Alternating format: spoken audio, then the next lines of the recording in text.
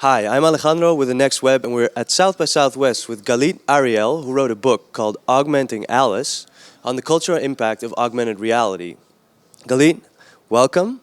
So, to start off this interview, I wanted to watch a short film that was made last year by Keiichi Matsuda. It's called Hyperreality, and it's about kind of the scary future that we could go to with AR. I'd like to start off watching that, and then ask you a few questions about that.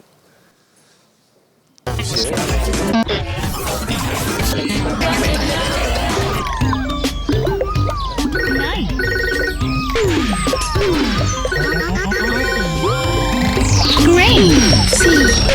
Nice! Great! So maybe while we're watching it, because I assume you've watched it, of course. And Of course, several times, yes. so as we're watching it, maybe you can tell us a little about what we're seeing and if this might be a reflection of kind of the nightmare AR world that we're heading towards. Yes, I think it's a very possible future, especially when you talk to augmented reality developers, economists, and marketeers. The idea of having the digital layer embedded within our spatial as spatial interaction is something they actually aspire to. This is the core of augmented reality. The biggest question is who is going to control this data flow, and are we going to move towards this dystopian future of overload content and digital noise that is embedded just in front of us, on top of us, around us all the time? Or are we going to develop augmented reality, let's say, with less commercial purpose and more meaningful use? So have we seen kind of with the internet, I think that's a pretty good example of how advertising has kind of colonized the space that we look at every day. And I think so the biggest danger, and also kind of the thing that's in this video, is that AR offers the possibility to do that in the real world. Is that something you worry about? So after doing your research, do you think we're heading more towards this or more towards a friendly AR future? It's a concern, and I think that eventually there's always a balance. There's always a pendulum movement. I'm sure that the industry will try to augment as much as possible our space. But in the end of the day, we're talking about humans and human behavior. And if indeed marketeers and developers won't be very cautious of how they push this technology, they're really risking in pushing it over the cliff and having it rejected or, being abused in a very negative way. Naturally, this short film, it's a bit of an exaggeration maybe of what it might be, but what are things that you noticed in here that might be real, and what are things that are maybe a bit more far out that might not be the case in the future? I wish I could say that this is too far out, but I actually think this is really becoming a reality very, very quickly. It is becoming a reality on our mobile screen, and once the technology will be adapted, it will be possible to become a reality that is around us. So I would love to say this is too far-fetched, but it's not. It's not. It's not. That's very worrying. It's very worrying, but again, I have faith in humanity. I have faith with human behavior, and I think that there will be a point where people will take notice about how technology is invading and how they actually want to use them, and hopefully take over and kind of push the developers to create more meaningful content. How far are we from that happening? I don't know. People are starting to talk about privacy issues. People are starting to disengage with technology. But I hope that developers will start developing augmented reality in a meaningful way before we'll have to go through the loop and go through the dark side. Yeah, so hopefully it won't come to this. Hopefully.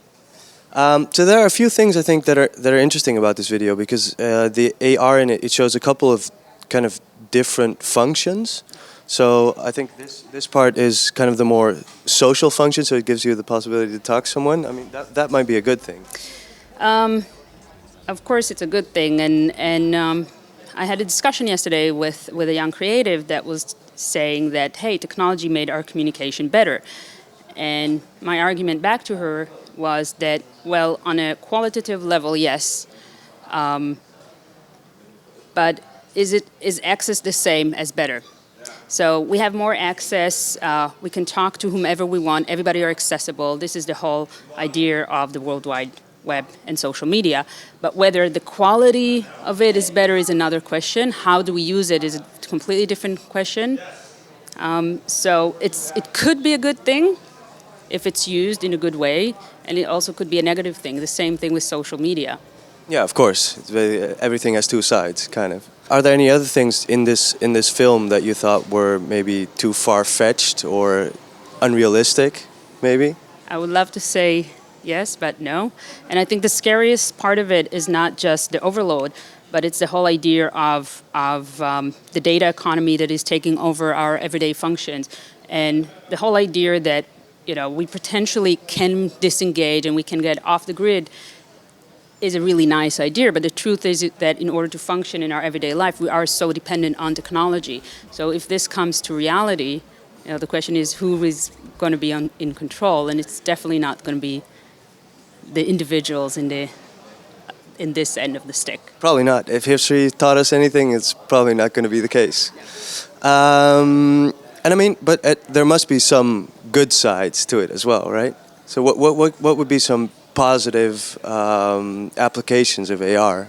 Well, there's great side of augmented reality, and this is why I believe that augmented reality is a lot more powerful platform than virtual reality, because the word augmentation itself is talking about intensifying and enriching the physical reality we have. So augmented reality has the potential to make reality better, to make us experience it in a better way, to make us communicate with people in a better way, as long as it's really based on our physical and behavioral base and not trying to, let's say, hijack reality away from us. So if it can give value to the existing heritage knowledge we have, it will be a fantastic experiential platform.